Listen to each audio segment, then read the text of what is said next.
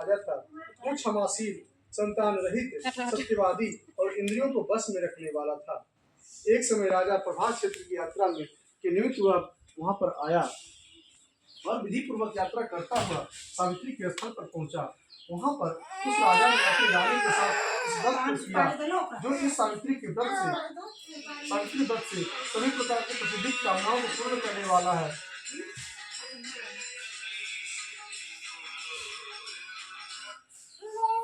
इस मंत्र की साक्षात मूर्ति बनकर अस्ति ब्रह्मा जी प्रिया सावित्री जी उसी राजा पर प्रसन्न हुई।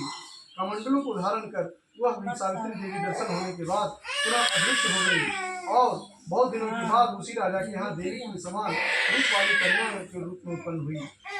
सावित्री के प्रति प्रसन्नता प्राप्त था। सावित्री की पूजा करने के बाद अतः राजा ने ब्राह्मणों की आज्ञा से अपनी उस कन्या का नाम भी सावित्री रखा। वह राजकन्या सावित्री साक्षात शरीर धारण की हुई लक्ष्मी के समान शोभित होती हुई बढ़ने लगी और धीरे धीरे सुकुमार अंगों वाली यौवन अवस्था को प्राप्त हुई। जिस मध्य भाग सुंदर और नितंब भाग विस्तृत थे जो स्वर्ण की प्रतिमा के समान दिखाई पड़ती थी, लोग उसे देखकर यही समझते थे कि यह कोई देव कन्या है। कमल के समान विशाल नेत्र वाली और तेज से अग्नि के समान प्रज्वलित होती हुई वह सावित्री महर्षि भृगु द्वारा कहे गए सावित्री व्रत को करने लगी। उस सावित्री व्रत को महर्षि भृगु ने उसे करने के लिए कहा था, जिसके आरंभ में सुंदर वर्ण वाली उसे उपवास करके सिर से स्नान की हुई सावित्री देवता की प्रतिमा के पास जाकर अग्नि में हवन करके ब्राह्मणों से स्वस्ति वाचन करवाया और उन्होंने ब्राह्मणों से अवशिष्ट पुष्पांजलि ग्रहण करके सखियों से दी हुई लक्ष्मी देवी के समान सुंदर रूप से सुशोभित हुई।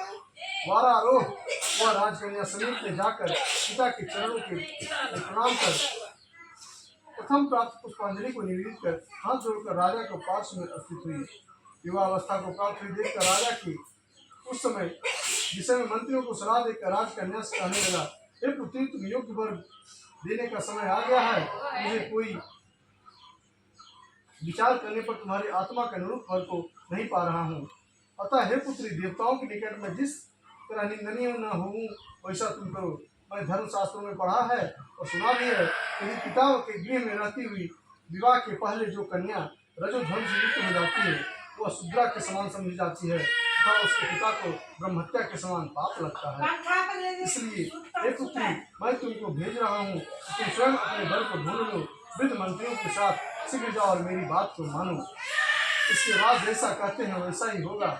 ऐसा कहकर सावित्री घर से निकलकर राजर्षियों ब्रह्म तपोवनों की ओर चल पड़ी और वहां पहुंचकर माननीय वृद्धजनों को प्रणाम कर सभी तीर्थों और आश्रमों में जाकर पुनः मंत्रियों के साथ सावित्री अपने गृह पर आ गई और वहां पर पिताजी के समक्ष देवर्षि नारद को बैठे हुए देखा। आसन पर बैठे हुए नारद जी को प्रणाम करती हुई मुस्कुराती हुई जिस कार्य के लिए वन में गई थी सारी कथाएं उसने उनसे कहने लगी। सावित्री बोली, हे देवर्षि नारद जी, सौर देश में धर्मात्मा धूमसेन नामक एक विख्यात क्षत्रिय राजा है जो देववश अंधे हो गए हैं। उस समय उनको एक छोटा सा बालक और उसकी माँ थी। ऐसे समय अवसर में पाकर उनका पूर्व वैरी रुक्मिणी का नाम एक सामंत राजा से उनसे राजपाट छीन लिया। अतः वह आर्य धूम से छोटे बच्चों के साथ लिए हुए अपनी स्त्री के साथ जंगल की ओर चल दिए। उनका वह पुत्र वन में ही बड़ा होकर धार्मिक सत्य बोलने वाला है, अतः उनके अनुरूप पति समझकर मैं उनका वरण कर लिया है। यह सुनकर नारद जी ने कहा, हे राजन, सावित्री ने यह बड़ा कष्टप्रदायक कार्य कर डाला। बाल बुद्धि होने से इनके केवल गुणवान समझकर सत्यवान को वरण कर लिया। उसका पिता सत्य बोलता है, माता सत्य बोलती है और वो स्वयं भी सत्य बोलता है। इससे उनका नाम मुनियों में सत्यवान रखा गया है। उनको नित्य अश्व प्रिय हैं, घोड़े प्रिय हैं। पूरा मिट्टी के घोड़े बनाया करता है।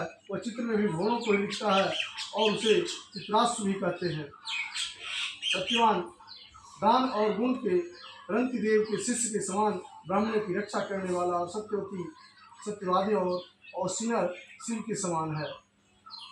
ययाति के समान उदार, चंद्रमा के समान देखने में प्रिय लगने वाला, रूप में दूसरे अश्विनी कुमार के समान धूमसेन के समान बलवान है। किंतु उसमें केवल यही एक दोष है, दूसरा कोई नहीं कि सत्यवान आज से ठीक 1 वर्ष क्षीण आयु हो जाने की देह त्याग कर देगा। इस प्रकार नारद जी बात सुनकर राजकन्या सावित्री ने से कहा, राजा लोगों की किसी से कोई बात कहते हैं तो ब्राह्मण एक ही बार कहते हैं और एक ही बार कन्या दी जाती है। ये तीनों कर्म एक ही बार किए जाते हैं।